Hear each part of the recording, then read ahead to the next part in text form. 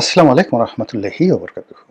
সম্মানিত দর্শক, নির্বাচনের আগের তিনটি গুরুত্বপূর্ণ দিন, অর্থাৎ নির্বাচন যদি 11 তারিখে হয়, তাহলে আমি 9, 8, 7 এই 3 দিনের সম্ভাব্য কিছু ঘটনা বলি এবং এই 3 দিনের আগে পরের কিছু ঘটনা বলি যা কিনা সম্ভাব্য হতে পারে আবার নাও হতে পারে।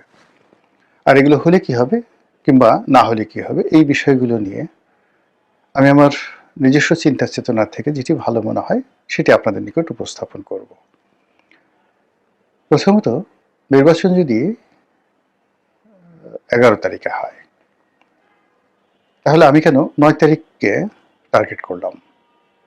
আবার আমি এই ভিডিওটি করছি 5 তারিখে। 5 তারিখের বাদ দিয়ে 6 তারিখকে বাদ দিয়ে আমি 7 তারিখের কেন ঘটনাপুঞ্জি আপনাদের সামনে তুলে ধরার চেষ্টা করছি। এই কারণ হলো যে আমি ভিডিও করছি 5 তারিখে, 6 তারিখে শুক্রবার, সরকারি বন্ধের দিন। আমাদের দেশে শুক্রবারে কেয়ামত হয় বা কেয়ামত হবে। এছাড়া সাধারণত বাংলাদেশে শুক্রবারে বড় কোনো ঘটনা ঘটে না। শনিবারে 7 তারিখ, রোববারে 8 তারিখ, আর সোমবারে 9 তারিখ, মঙ্গলবারে 10 তারিখ, বুধবারে 11 তারিখ। বুধবারে আপনাদের হলো ইলেকশন। তো বুধবারের আগে হলো মঙ্গলবার, তার আগে সোমবার। কোন 3টি দিন নিয়ে আপনাদের সঙ্গে আলোচনা করব? শনিবার, রবিবার, সোমবার। এখানে 3 দিন 3 রাত, মূলত 72 ঘন্টা। এই 72 ঘন্টাকে আমার কাছে মনে হচ্ছে দম বন্ধ করা একটি ঘটনা। কি কি ঘটতে পারে, কেন ঘটতে পারে সে বিষয়গুলো বলবো। তার আগে প্রকৃতির কিছু লীলা খেলা বা ইতিহাসের কিছু লীলা খেলা আপনাদেরকে বলি। যখন দেখবেন যে বড় কোনো দুর্ঘটনা ঘটে কিংবা প্রকৃতিতে বড় কোনো পরিবর্তন আসে কিংবা কালবৈশাখী আসবে, ঘূর্ণিঝড় আসবে, সুনামি আসবে, তার আগে নির্দিষ্ট পরিমাণ আগে কতগুলো লক্ষণ প্রকৃতিতে ফুটে ওঠে এবং সেই লক্ষণগুলো আপনারা কম বেশি সবাই জানেন। আপনার সুনামির আগে, কালবৈশাখীর আগে প্রকৃতি অনেকটা নিস্তব্ধ হয়ে যায়, বাতাস প্রবাহিত হওয়া বন্ধ হয়ে যায়। তারপর চারিদিক থেকে কেমন যেন একটা শিশি শিশি, মানে অকারণ আওয়াজ আপনি দেখতে পাবেন বড় কোনো দুর্ঘটনার আগে। তো সেই দিক থেকে যদি 11 তারিখে খুব ভালো একটি নির্বাচন হয়, আপনি চারিদিকে একটা মুখরিত অবস্থা দেখতে পাবেন, গুনগুন গুনগুন আওয়াজ, প্রকৃতিতে একটি সঙ্গীত, এবং এই সঙ্গীতটা বাজতে থাকবে এই শনিবার থেকে, শনি রবি সোমবার, এবং সেই সঙ্গীত কেউ থামাতে পারবে না। জামাত জামাতের মতো গাইবে, বিএনপি বিএনপির মতো গাইবে, এবং সবার মধ্যেই এই একটা তাড়াহুড়া থাকবে, একটা আবেগ থাকবে, একটা উচ্ছ্বাস থাকবে, একটা আনন্দ থাকবে, তার সঙ্গে সঙ্গে একটা টেনশন থাকবে, নিজে বিজয়ী হওয়ার বা পরাজিত হওয়ার, প্রতিপক্ষের বিজয়ী হওয়ার বা পরাজিত হওয়ার একটা আনন্দ এবং উচ্ছ্বাস, ভয় এবং আশা, যেটিকে বলা হয় খৌফ, ভয়, খৌফ এবং রিজ্জা। এই দুটো জিনিসের একটা সমন্বয় ঘটতে থাকবে। আর যদি ধরুন নির্বাচনে কোনো অশনি সংকেত থাকে, আপনি দেখবেন যে শনিবার থেকেই সবকিছু নীরব হয়ে গেছে, কোথাও কোনো গুনগুনানি নেই, মানুষ খুব সতর্কভাবে পা দিচ্ছে, আর রাস্তাঘাটে চলাফেরা ভীষণ রকম কমে গেছে। শনিবার থেকে রাস্তাঘাটে লোকজন চলাফেরা কমে যাবে, রবিবারে আরো কমবে, সোমবারে আরো কমবে, মারাত্মকভাবে কমবে। এরপরে আপনি দেখতে পাবেন যে আইন শৃঙ্খলা রক্ষাকারী বাহিনী, তাদের টহল মারাত্মকভাবে বাড়বে, মারাত্মকভাবে বাড়বে যদি নেতিবাচক হয়। আর যদি ইতিবাচক হয়, তাহলে আপনি আইন শৃঙ্খলা রক্ষাকারী বাহিনী তাদের উপস্থিতি থাকবে, কিন্তু আপনি টের পাবেন না, আপনার কাছে এটা দৃশ্যমান হবে না। এর কারণ হলো লোকের লোকারণ্য থাকবে।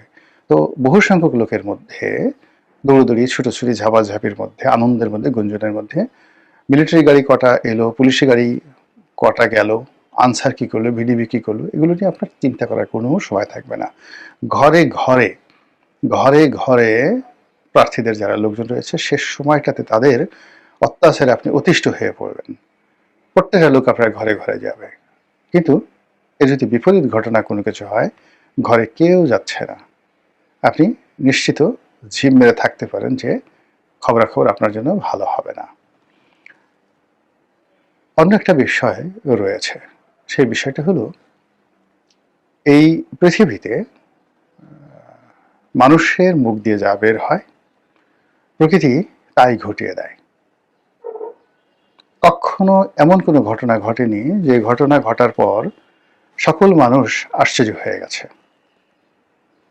যেমন ধরুন শেখ হাসিনার পতন হলো, বহু মানুষ বলেছে যে এর পতন হবে এবং তাকে পালিয়ে যেতে হবে।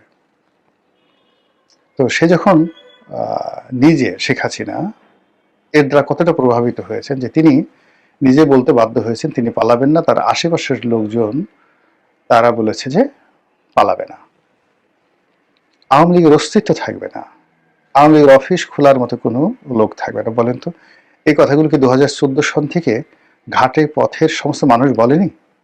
সবাই বলেছে এবং সেই ঘটনা ঘটে গেছে। বঙ্গবন্ধু মারা যাবেন, সপরিবারে নিহত হবেন, এটা না বললেও তিনি মারা যাবেন। তার মানে পরিষদ বর্গ, তার নিজের আত্মীয় স্বজন, বিশেষ করে তার ভাই, অন্যান্য যারা আছেন নিকট আত্মীয়, আমি নাম বললাম না, এদের অত্যাচারে জুলুমে মানুষ অতিষ্ঠ ছিল, ভীষণ রকম অতিষ্ঠ ছিল। ফলে কি হলো, যে যার অবস্থান থেকে বলতেন যে সর্বনাশ ঘটবে, নির্বংশ হবে, অপঘাতে মারা যাবে। এই সমস্ত কথাবার্তা কিন্তু ৭৩ সন থেকেই বলা শুরু হয়েছিল।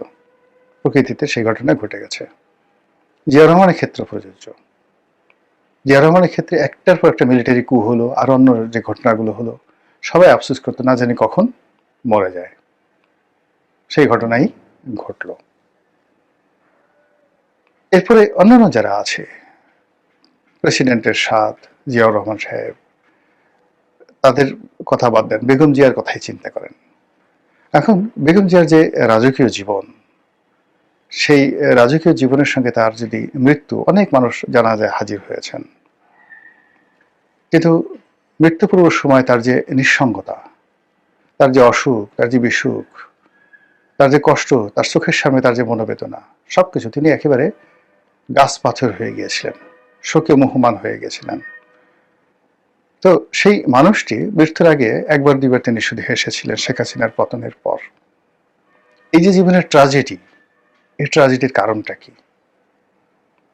এই ট্র্যাজেডির কারণ আপনারা যদি খুঁজতে যান, তাহলে অনেক কিছুই দেখতে পাবেন, বুঝতে পাবেন, যার ফলে আপনি একটা অনুসিদ্ধান্তে পৌঁছতে পারবেন যে এই পৃথিবীতে কোনো কিছুই আনটার্ন যায় না।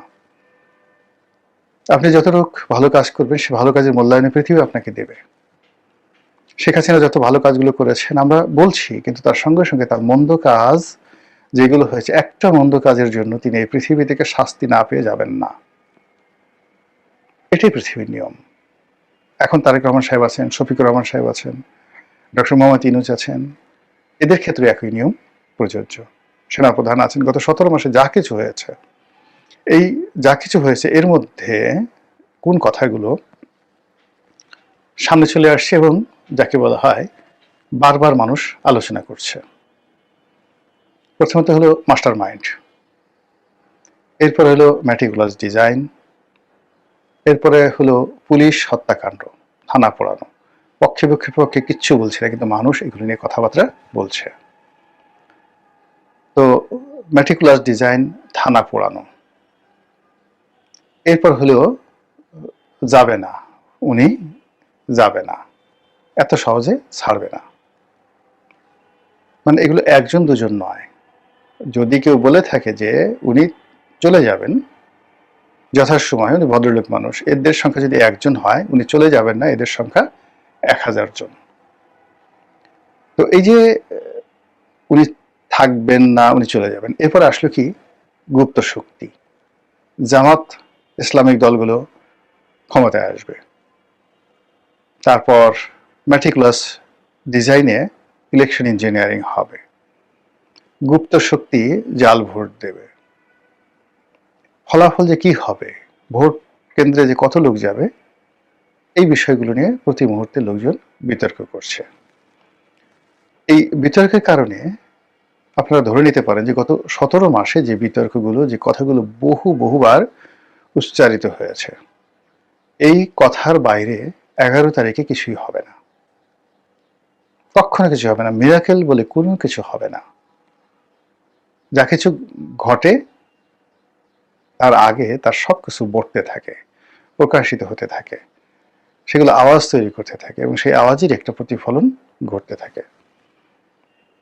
যেমন ধরুন, সারপ্রাইজিংলি যে ঘটনাগুলো ঘটেছে সেটা হলো 2014 সালের নির্বাচনের ফলাফল সারপ্রাইজিং। নির্বাচনের পর আমরা আশা করিনি যে 5 বছর থাকবে, সারপ্রাইজিং। 18 নির্বাচন সারপ্রাইজিং, 2024 নির্বাচন সারপ্রাইজিং। তো সেক্ষেত্রে যে নির্বাচনটি, সেই নির্বাচনটি আমাদের যে কথাবার্তা, সমাজের যা কিছু চলছে সেই নিয়ম অনুযায়ী নির্বাচনটি যদি হয় সেটি হবে না, এটি হবে একটি সারপ্রাইজিং নির্বাচন। এক। আর আমরা যদি সারপ্রাইজিং মানে ম্যাজিক্যাল, থান্ডারিং, তারপরে যাকে বলা হয় অ্যাস্ট্রোনাস্টিং, এরপরে আরও অনেক কিছু ইংরেজি শব্দ আপনি যদি যুক্ত করেন, বাংলাতে আপনি যদি সেগুলো বলেন, তাহলে যে যা দেখলে আপনি কিংকর্তব্য বিমূঢ় হয়ে যাবেন, থান্ডার্ড হয়ে যাবেন, বজ্রাহত হয়ে যাবেন, তারপরে আপনি যাকে বলে একটা বেকুব হয়ে যাবেন, তারপরে আপনি যাকে বলা হয় এটা কি করে হলো আফসোস করবেন। এই ধরনের নানা বাংলা শব্দ হতে পারে নির্বাচনের যে ফলাফল ইত্যাদি সবকিছু নিয়ে। কিন্তু নির্বাচনের আগে এবং পরে যে ঘটনাগুলো ঘটবে, চূড়ান্তভাবে যে ঘটনাগুলো ঘটবে, যেটি একটি অধ্যায়ের সমাপ্তি ঘটবে এবং একটা নতুন এরা তৈরি করবে। সমাপ্তি ঘটবে হলো যে ধরুন ডক্টর মোহাম্মদ ইউনূসের রাজত্বের সমাপ্তি ঘটবে, আর যারা ক্ষমতায় আসবে তাদের একটা নতুন এরা তৈরি হবে। এটা অবশ্যই হবে এই যে গত 17 মাসে যে ন্যারেটিভগুলো তৈরি হয়েছে সেই ন্যারেটিভের ভিত্তিতে। আর এই যে ন্যারেটিভগুলো, যেগুলোর ভিত্তিতে একটা নতুন এরা তৈরি হবে এবং একটা গ্রুপ ক্ষমতা থেকে চলে যাবে আর একটা গ্রুপ আসবে। এদের এই সমস্ত রসায়নগুলো, কাটাকাটিগুলো, গুতোগুতিগুলো, এদের যে পর্দার আড়ালের সমস্ত খেলাধুলাগুলো, যা কিছু সম্ভব সব কিছু এই 3 দিনে, মানে শনিবার 7 তারিখ, 8 তারিখ, 9 তারিখ, রবিবার, সোমবার, এই 3 দিনের মধ্যে এই জিনিসগুলো অবশ্যই ঘটবে। যেটা বললাম, যদি ইতিবাচক কোনো কিছু ঘটে তাহলে এক ধরনের ফলাফল, আর নেতিবাচক যখন ঘটবে তখন ওই সিমটমগুলো আপনি দেখতে পারবেন যে আগের সময় বলছি বেশ কিছুক্ষণ আগে। মহান আল্লাহ সকল দুর্ভোগ দুর্দশা থেকে